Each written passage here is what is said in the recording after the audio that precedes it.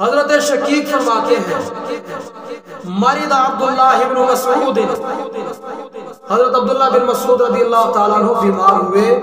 حضرت شقیق فرماتے ہیں ہم بیمار پرسی کرنے کے لیے، عیادت کے لیے آپ کے پاس آئے تو فجعل یبکی، حضرت عبداللہ بن مسعود رضی اللہ تعالیٰ عنہ رونا شروع ہو گئے.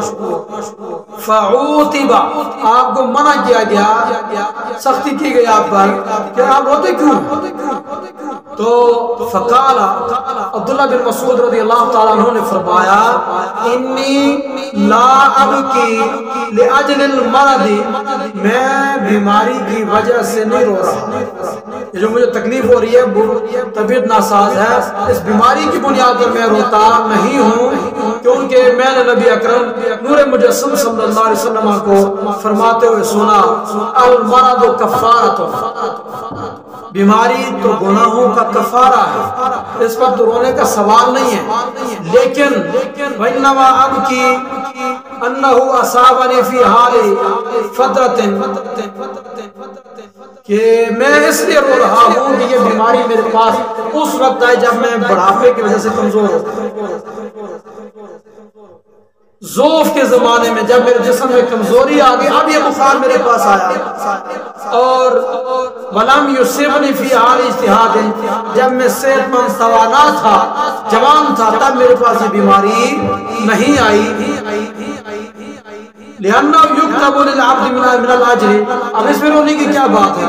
رونے کی بات یہ ہے کہ جب بندہ پہلے تندرست ہو پھر بیمار ہو تو بیماری کی حالت میں اتنی نیکیاں لکھی جاتی ہیں جتنی وہ صحت کی حالت میں کرتا تھا. جوانی کے اندر آپ بہت ساری نیکیاں کرتے تھے، نیکیوں پر طاقت بھی تھی. اب اس وقت اگر بیمار ہوتے تو نیکیاں بیماری کی حالت میں زیادہ ملتی. اب کیونکہ بڑھاپا ہے، جسم میں کمزوری آ گئی، اس کے نتیجے میں اب اعمال میں کمی ہو گئی ہے، لہذا بیماری کی حالت میں جو عمل نہیں کر پاؤں گا اتنا ہی ثواب ملے گا جتنا بیمار ہونے سے پہلے میں نیکیاں کیا کرتا تھا. چونکہ وہ نیکیاں جوانی کے مقابلے میں کم ہیں، اس واسطے میں رو رہا ہوں. تو آپ نے فرمایا کہ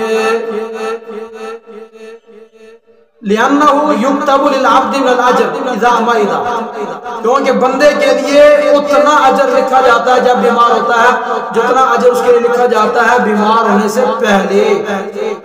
تو بیماری نیک کام کرنے سے بندے کو روک دیتی ہے تو اللہ تعالیٰ اس کے نام اعمال میں نفلی عبادات کا ثواب لکھ دیتا ہے. تو